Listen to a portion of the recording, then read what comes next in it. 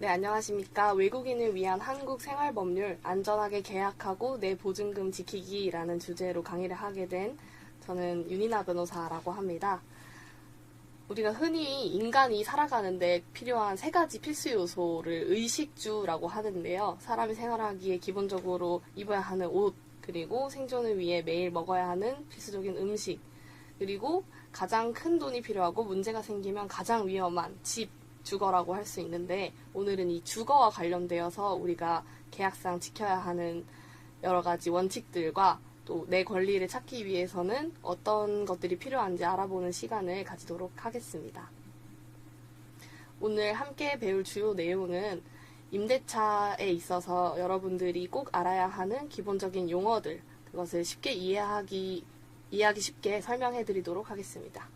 그리고 집 계약서 작성과 그 작성에 따른 주의점들도 함께 알아보고, 마지막으로 이사 후 내가 지켜야 하는 법적 권리들, 이걸 지키기 위해선 어떤 것들이 필요한지 알아보는 시간을 가지도록 하겠습니다.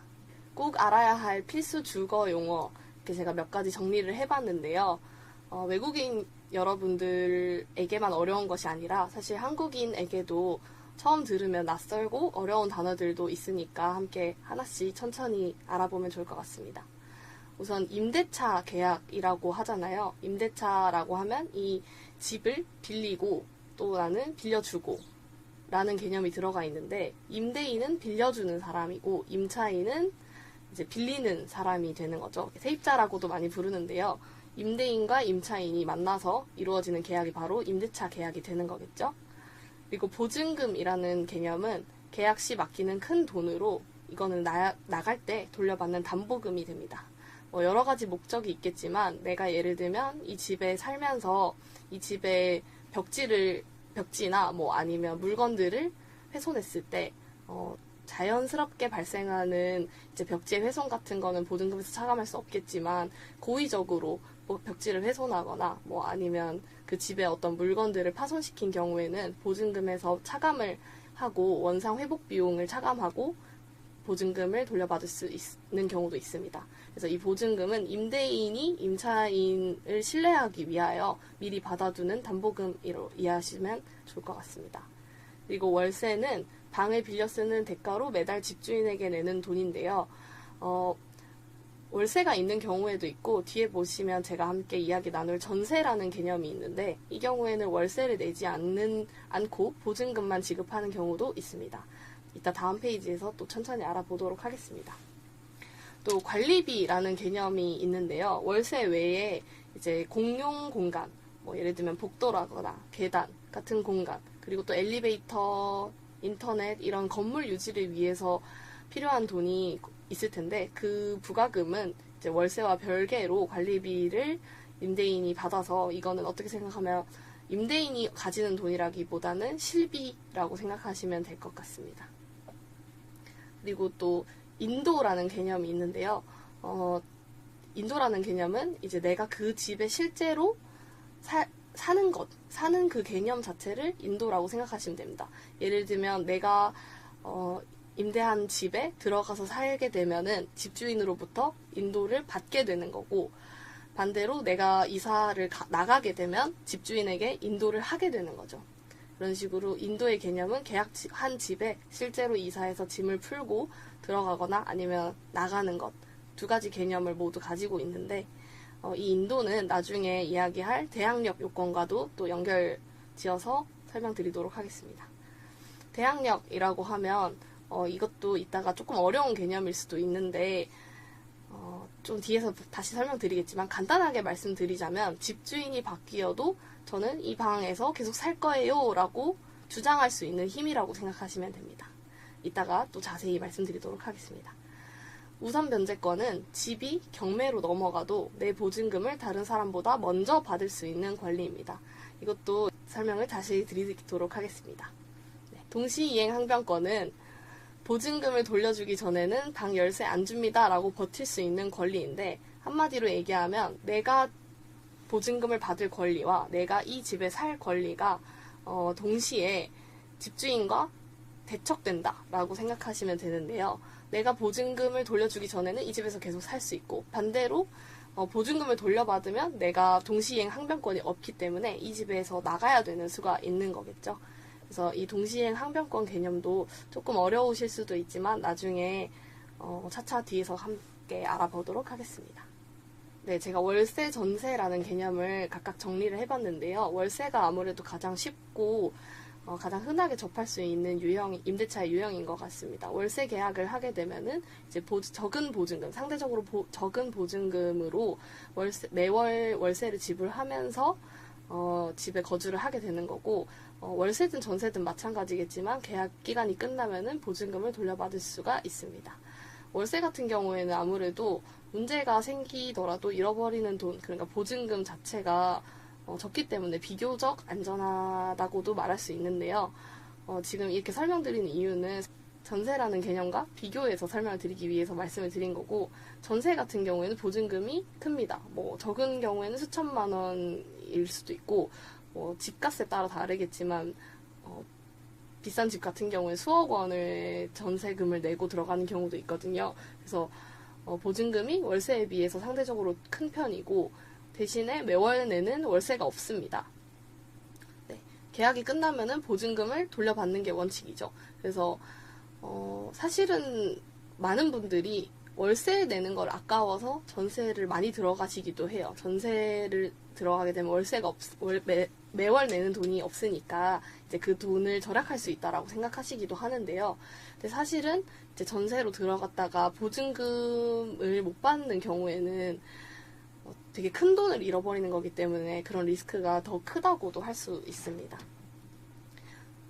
네, 제가 한 가지 설명을 또 드리면, 전세라는 개념 자체가 우리나라에만 특별히 있는 제도여서 이 번역을 보셔도 이제 월세 같은 경우에는 monthly rent라는 개념으로 번역이 될 수 있겠지만, 전세는 그냥 전세 이렇게 한글 그대로 번역이 된다고 하더라고요. 그래서 외국인 분들이 처음 접하시는 개념일 것 같아서 전세에 대해서 조금 더 주의를 드리고 싶어서 조금 이따가 다음 페이지에서 전세 사기에 대해서도 한번 말씀을 드릴게요. 이거는 제가 뉴스 기사를 몇 개 캡처를 해본 건데요. 와이프 신축 집 들어주다 깡통 전세 당했어요. 대구 전세 사기 임대인 징역 13년 확정. 보증금 돌려준다며 깡통 전세 매물 전세 사기. 경찰 수사 확대. 이거 말고도 전세 사기라고 검색하면 뉴스 기사 수십 개, 수백 개가 뜨고 있거든요. 최근에는 이제 전세 사기 특별법이라고 해서 피해자를 지원하는 법률도 많이 생겼지만, 여전히 전세 사기가 기승을 부리고 있는 게 현실이고, 또 전세 사기를 당했을 때는 아무리 정부에서 정책적으로 지원을 한다 하더라도 내가 그 정책 대상자에 들어가지 않을 수도 있고, 정책 지원이 내 피해 금액을 전부 다 보전해주지 않을 수 있기 때문에 전세 사기는 애초에 당하지 않도록 처음부터 조심하는 게 가장 좋습니다. 그래서 이제 전세 사기에 대해서 또 설명을 드리도록 할 건데, 전세 사기는 일단 기본적으로 보증금을 훔치는 범죄라고 일단 여기 적혀 있는데, 훔친다라기보다는 사실은 돌려주지 않는 것이죠. 네, 돌려주지 않는 거고, 안 돌려주는 이유는 두 가지인데, 정말 못 돌려주는 거거나 아니면 애초에 돌려주지 않을 생각으로 사기를 치는 경우도 있습니다. 근데 이런 경우에 사실 결과적으로 외국인 분들은 한국에서 몇 년 동안 힘들게 일해서 모은 전 재산을 한 번에 잃어버릴 수 있다 보니까 이 전세 사기는 정말 외국인들에게는 더더욱 정말 치명적인 일이 되지 않을 수가 없는 것 같습니다. 그래서 아까도 제가 말씀드린 것처럼 월세를 안 내서 전세가 좋다 이런 말들 많이 하는데, 섣불리 계약을 하게 되면 정말 전세 사기에 노출될 수 있기 때문에 정말 조심하시는 게 좋을 것 같습니다.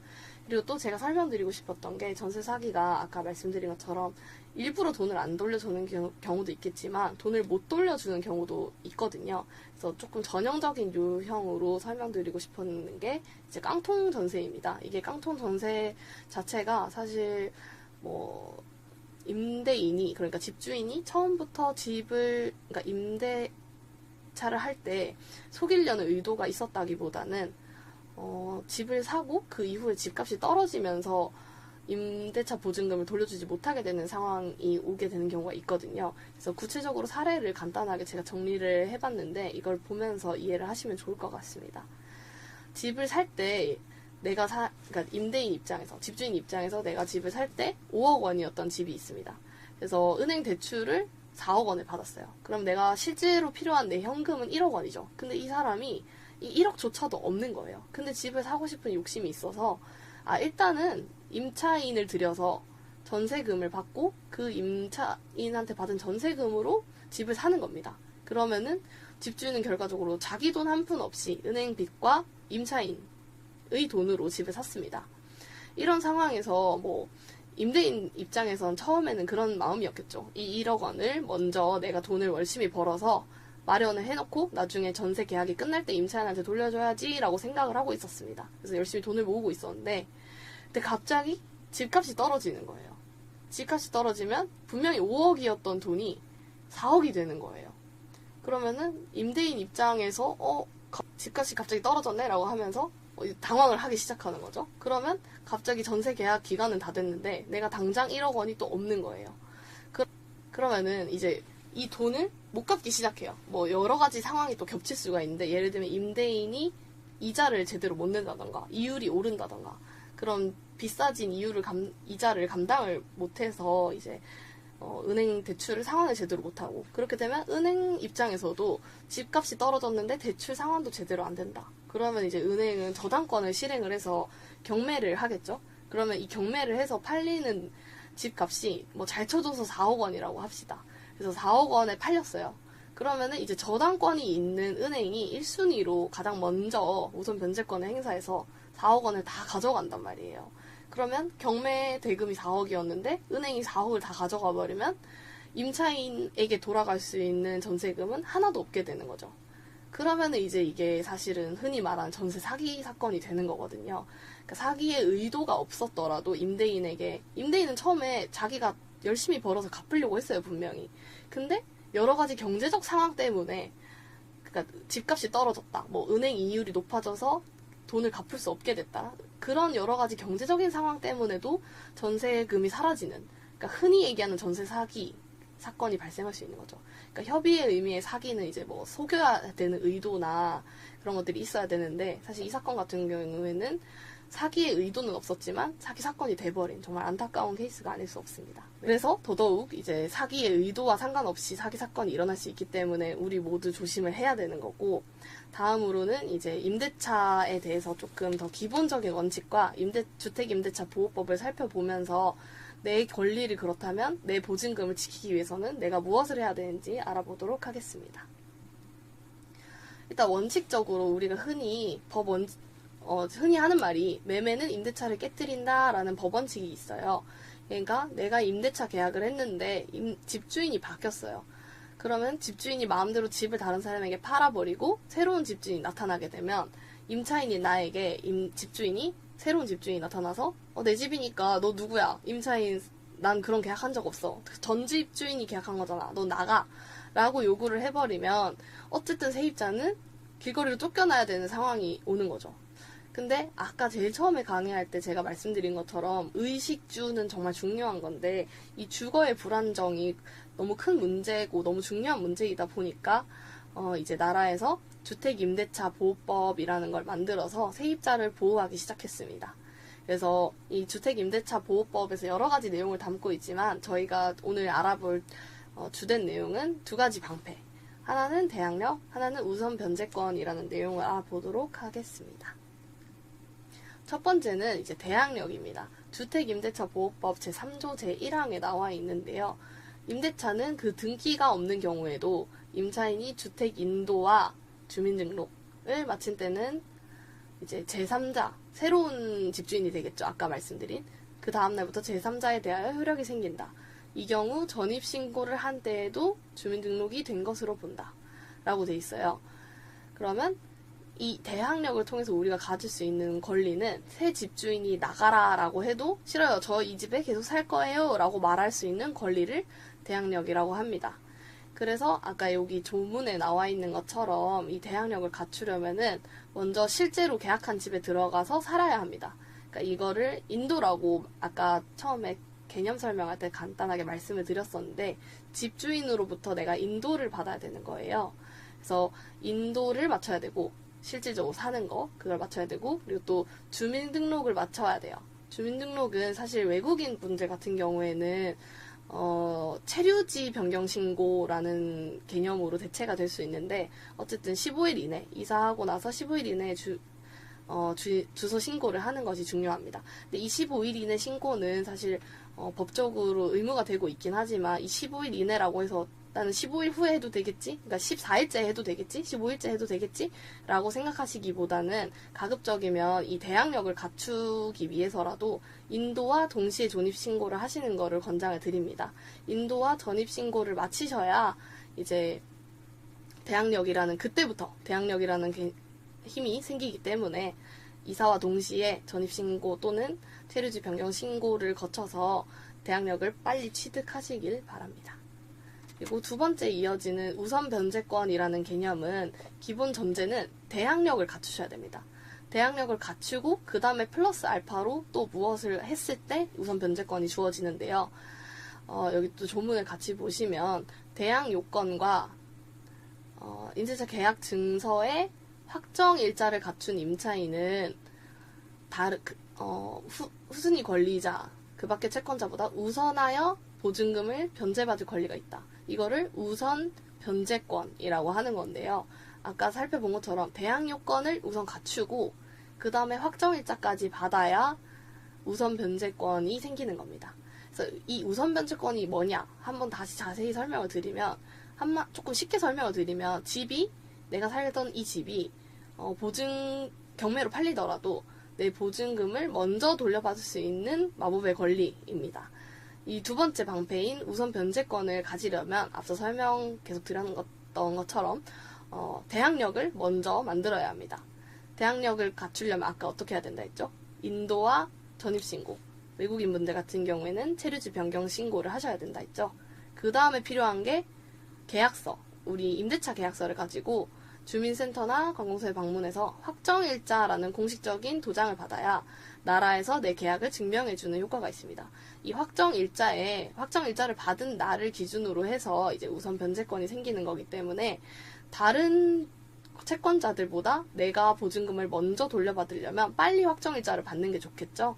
그래서 사실은 아까 말씀드린 것처럼 인도하는 날, 내가 이 집에 이사하는 날에 주민등록을 하시고 전입신고 또는 체류지 변경 신고를 하시고 그 다음 확정일자까지 다 같은 날 처리하시는 거를 저는 개인적으로 강력히 권유를 드립니다.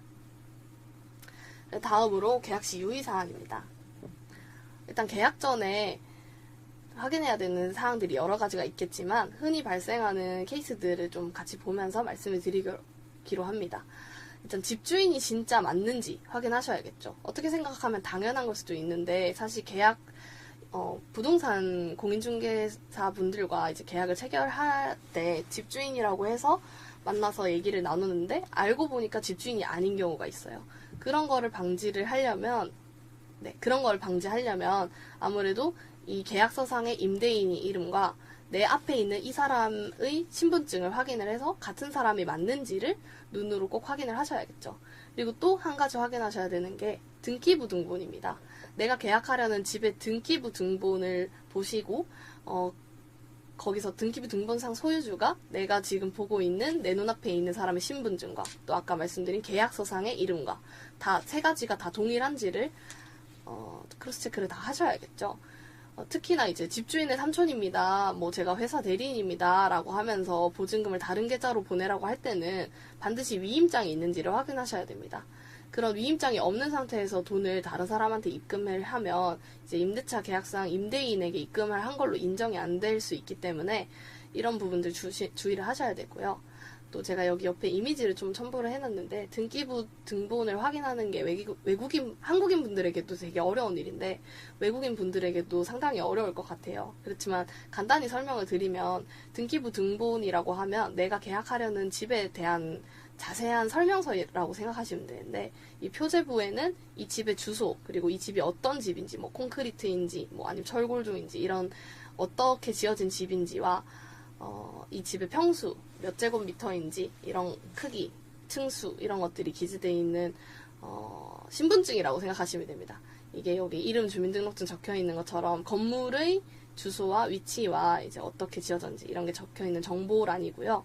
갑구라고 적혀 있는 부분이 중요한데요. 아까 말씀드린 것처럼 계약서에 적혀 있는 이름과 주민등 신분증에 적혀 있는 이름, 그리고 갑구에 보면 이제 소유권자의 이름이 적혀 있는 경우가 있습니다.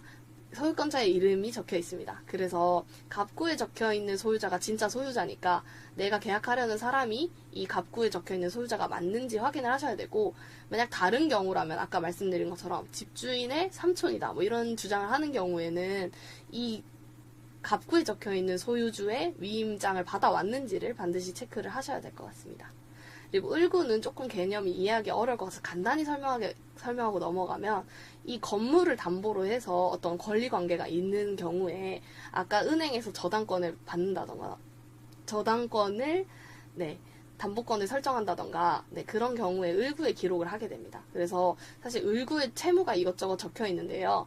그 채무액이 너무 크거나 하면은 임대차 계약을 하실 때도 보증금을 못 돌려받을 위험이 높은 가능성이 높기 때문에 을구에 있는 채권 채무액을 확인하시는 것도 권장드립니다. 네, 두 번째로 계약 전에는 액수와 비용을 또 꼼꼼히 살펴보셔야 되는데요. 보증금, 내가 계약을 할 때 보증금 500만 원에 뭐 월세 10만 원, 20만 원 이렇게 약속을 했던 금액과 정확히 기재가 돼 있는지, 한 자릿수도 틀리지 않게 정확히 기재되어 있는지 대조를 해주셔야 됩니다. 그리고 흔히 이게 약간 외국인 분들이 특히 주의를 하셔야 되는데요. 관리비 포함이라고 적혀 있어도 사실 가스비, 전기세, 수도세, 인터넷 요금이 포함되어 있는 것인지 아니면 따로 지불해야 되는지를 반드시 확인해 주셔야 됩니다. 관리비 포함이라고 해서 나는 월세만 내면 되겠구나 라고 생각했는데 막상 가스비, 전기세 이런 것들이 거의 20-30만 원 또 나오는 경우가 있거든요. 그래서 이런 것들을 임차인이 부담하기로 했는지 아니면 임대인이 부담하기로 했는지에 대해서 반드시 체크를 하고 계약을 체결하시길 권장드립니다.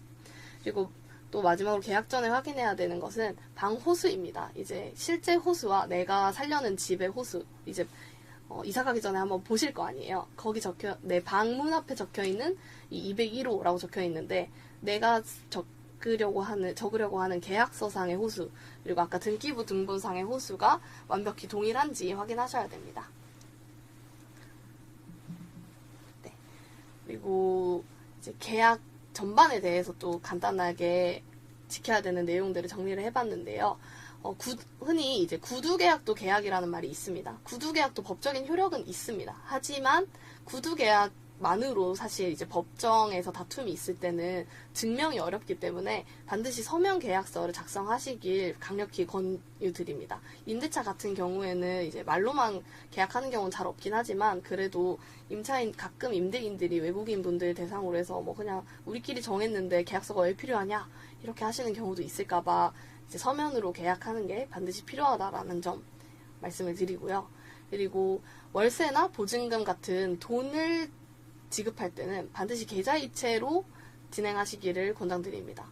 뭐 이제 가끔씩 이제 세금 문제나 이런 것 때문에 임대인들이 현금으로 줘라, 현금으로 주면은 깎아주겠다 이런 경우들이 있는데 그거에 혹해서 이제 현금으로 거래를 하시는 경우들도 있어요. 근데 이런 현금 거래들은 기록이 남지 않기 때문에 가급적이면 계좌이체를 권유드리고, 정현금 거래를 하시게 될 경우에는 이제 임대인이 그 돈을 받았다라는 서명이 들어간 영수증을 반드시 교부받으시길 바랍니다.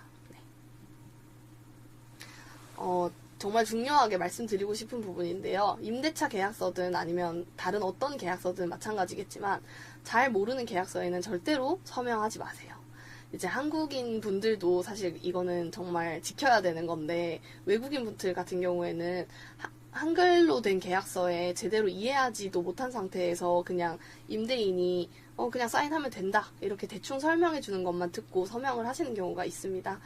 근데 계약서 내용을 제대로 이해하지 못한 상태에서 계약서에 서명을 했다가는 그 계약서 내용에 모두 다 동의를 했고 본인이 인지한 상태에서 계약을 한 게 되기 때문에 나중에 법적인 다툼이 있을 때 상당히 불리해지는 경우가 있거든요. 그래서 임대차 계약서 또는 뭐 다른 계약, 어떤 계약이든지 간에 한글로 된 계약서가 이해가 잘 안 되는 경우에는 반드시 주변의 외국인 지원센터, 특히 이제 K드림 외국인 지원센터에 보여주고 전문가들에게 도움을 구하시길 바랍니다. 네, 그리고 다음으로는 계약 종료와 보증금 반환 청구권에 대해서 알아볼 텐데요. 이거는 아까도 계속 말씀드렸던 부분이라서 간단하게 한 번씩 보고 넘어가면 될 것 같습니다. 등기부 등본을 기본적으로 체크를 하셔서 빚이 있는지 체크를 하셔야 되고, 빚이 많은 집은 경매로 넘어가서 돈을 못 받을 가능성이 높다. 그래서 나 혼자 보지 말고 외국인 분들 같은 경우에는 전문가와 함께 보시길 권장드리고요. 그리고 전세보증보험이라는 개념이 있어요. 이제 전세 사기가 워낙 많다 보니까 허그 주택도시보증공사 같은 기관에서 이제 전세보증보험 상품을 많이 내놓거든요. 이게 가입이 가능한 집이 있고 불가능한 집이 있는데, 이 가입이 가능한 집이 그나마 이제 보증금 받을 가능성이 높은 거고, 가입조차도 안 되는 곳은 사실 위험한 집이기 때문에 가입이 안 되는 가능성이 높아서, 가입이 안 되는 집은 가급적이면 계약을 하지 않으시길 권장드립니다. 그리고 서명 전에는 반드시 K드림 외국인 지원센터나 다른 분들에게 이 집이 안전한지 확인을 하셔야 되고, 이사를 하시고 난 후에 이제 챙겨야 할 4단계를 아까 말씀드렸던 부분들인데 한 번 더 복습 차원에서 말씀을 드리면, 실제로 입주를 하셔야 되고, 이게 인도의 개념이 되는 거겠죠. 그리고 체류주 변경 신고, 주민등록이 되는 개념인데, 이거 두 가지를 하셔야 대항력이 생긴다고 아까 말씀드렸죠. 대항력이 생긴 상태에서 그 다음으로 확정일자를 받으셔야 됩니다. 확정일자를 받으시면 이제 내가 보증금을 안전하게 보장받을 수 있다라고 정리를 해놨는데, 사실은 아까 말씀드린 것처럼 깡통 전세 같은 경우에는 내가 아무리 우선 변제권이 있어도 실제로 경매를 넘어갔을 때 1순위 저당권자가 있게 되면 돈을 못 받는 경우가 있거든요. 그래서 사실 보증금이 임대인에게 넘어간다는 거는 이 임대인을 믿고 내가 이 돈을 빌려준다라는 개념도 약간 포함이 되어 있는 것 같습니다. 그래서 보증금이 100% 이 4단계를 다 한다고 해서 100% 보증금을 받을 수 있는 건 아니거든요. 그래서 임대차 계약은 신중하셔야 되고, 보증 금액을 너무 크게 하지 않으시길 권장드립니다. 계약 만료 시에 보증금을 어쨌든 100% 돌려받을 수는 없더라도 최대한 돌려받기 위해서 우리가 미리 거쳐야 하는 여러 가지 절차들이 있는데요. 우선 계약 기간이 끝나기 전에 내가 이 집을 나갈 예정이라면 주택임대차 보호법 제6조 1항에 따라서 묵시적 갱신이라는 개념이 있어요. 내가 아무런 통보를 하지 않으면 계속 이 계약이 연장 반복이 되는 건데요. 내가 이 집을 나가고 싶다면 반대로 얘기하면 2개월 전에는, 최소 2개월 전에, 그러니까 6개월 전부터 2개월 사이에 집주인에게 이사하겠다고 통보를 명확히 해줘야겠죠. 그래야 이제 묵시의 갱신을 막을 수가 있습니다. 내가 나가겠다라는 의사표시를 해야 돈을 돌려받을 수 있으니까 이게 가장 기본이 되는 개념이고요. 두 번째로 내가 나가겠다라고 하는 말들, 그런 말들이나 뭐 아니면 이 집에 뭔가 문제가 있었다라는 부분들, 여러 가지 다툼이 있을 수 있는데, 임대인과의 다툼을 대비했을 때는 이제 카톡이나 문자 메시지 또는 통화 녹음으로 다 증거를 남기셔야 됩니다. 그냥 통화 녹음 없이 그냥 전화로 얘기하거나 그냥 대면한 상태에서 어떤 얘기를 했을 때는 내가 나가겠다는 의사표시를 했다. 근데 나중에 갑자기 임대인이 난 그런 말 들은 적 없다. 그러면 이제 묵시의 갱신 주장을 하겠죠. 임대인 입장에서는. 그런 오리발을 내미는 상황이 있을 수 있기 때문에 문자나 톡, 내용 증명, 이게 제일 좋겠죠. 하다못해 이제 통화 녹음이라도 반드시 남겨두셔야 된다는 것 말씀드립니다. 그리고 마지막으로 방 내부 원상복구 입증용 사진을 촬영해 주시는 게 좋은데요. 이사 당일 방이 완전히 원래 상태로 정비되었음을 보여주기 위해 벽지 상태, 바닥 흠집 등을 전체적으로 세세하게 촬영해 두어 시비를 피합니다. 이 부분은 이제 내가 나가는 경우에도 내가 나갈 때 이 집이 깨끗한 상태였다라는 걸 입증해야 되지만, 또 반대로 얘기하면 내가 들어갈 때, 이사하는 첫날에, 그 집에 살게 되는 첫날에도 내가 들어갈 때부터 어떤 하자가 있었다라고 하면 그 부분을 반드시 촬영해 주셔야 내가 파손한 게 아니다 라는 걸 입증할 수 있거든요. 그래서 이사 첫날 그리고 이사 나가는 날 반드시 사진을 구석구석 찍어 두시는 게 유리할 수 있습니다. 그리고 이제 거의 강의가 마무리 단계인데요. 복습 차원에서 우리 부동산 계약 안전 5단계 체크리스트를 알아보도록 하겠습니다. 계약 직전에는 계약서의 이름과 등기부상 소유주가 진짜 이름이 일치하는지를 확인하셔야 되고, 비용에 대한 협의 이후에 그 금액이 계약서상에 제대로 적혀 있는지 확인하시고 임대인 명의 계좌로 이체를 하셨는지 확인하셔야 됩니다. 그리고 계약 당일에는 계약 내용 중에 수정된 특약사항이 없는지, 우리가 구두상으로 정한 내용이 계약서상에 그대로 반영이 돼 있는지, 또 내가 이해하지 못하는 글씨에 조급하게 대충 사인하고 하진 않았는지, 충분히 이해하고 서명했는지 확인하셔야 됩니다. 그리고 이사 직후에는 아까 말씀드린 것처럼 전입신고 대신 우리 외국인분들은 체류지 변경 신고를 하셔야 되고, 계약서의 확정일자, 이건 주민센터 가서 받으셔야 되는지 부분이고, 마지막으로 계약 끝날 때 최소 2달 전에는 나간다는 사실을 문자나 카톡 또는 통화 녹음으로 증거를 남겨두시고 나갈 때 방사진을 찍어뒀는지 확인하셔야 됩니다. 지금까지 강의를 했던 윤이나 변호사입니다. 이상입니다. 감사합니다.